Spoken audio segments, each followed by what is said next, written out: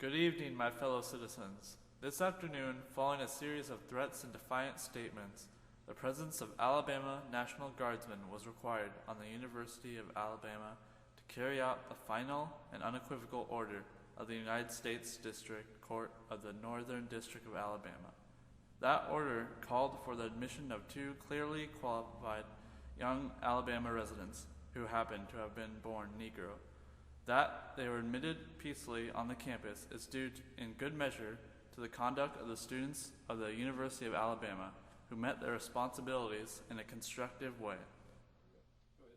June 11th, 1963, during this time in American history, America was still very segregated. There have been recent racist acts that were done to stop people born of black descent to enter certain schools. The Negro-born baby in America today, regardless of the section of the state in which he was born, has about one-half as much chance of completing a high school as a white boy born in the same place on the same day.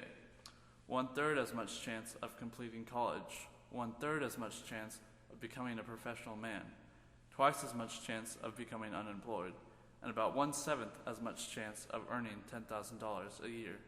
A life expectancy which is 7 years shorter, and the prospects of earning only half as much. JFK speaks about how even though America was built on principles that every man is equal, it does not live out to its creed. He speaks mathematically that the black man is in an unfair system compared to the white man, further supporting his opinion that something has to change and that America needs to be more racially tolerant. The heart of the question is whether all Americans are to be afforded equal rights and equal opportunities. Whether we are going to treat our fellow Americans as we want to be treated. And if an American, because of his skin, is dark, cannot eat lunch in a restaurant open to the public, if he cannot send his children to the best public school available, if he cannot vote for the public officials who will represent him, if, in short, he cannot enjoy the full and free life which all of us want.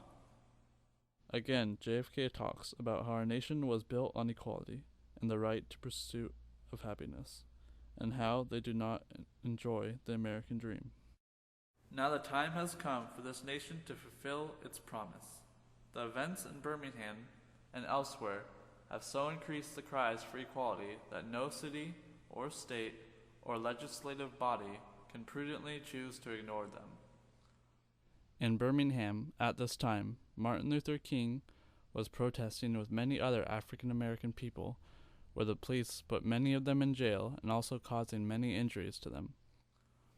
Next week, I shall ask the Congress of the United States to act, to make a commitment it has not fully made in this century, to the proposition that race has no place in American life or law. I am therefore asking the Congress to enact legislation giving all Americans the right to be served in facilities which are open to the public. Hotels, restaurants, theaters, retail stores, and similar establishments. This seems to me to be an elementary right. Its denial is an arbitrary indignity that no American in 1963 should have to endure, but many do. As the President of the United States, John F. Kennedy was preparing to pass important legislation to ensure equal rights to all Americans, regardless of color under the law. This was a very important speech that was one of the starting points of big legal changes to America. We have a right to expect that the Negro community will be responsible, will uphold the law, but they have a right to expect that the law will be fair, that the Constitution will be colorblind. I ask the support of all our citizens. Thank you very much.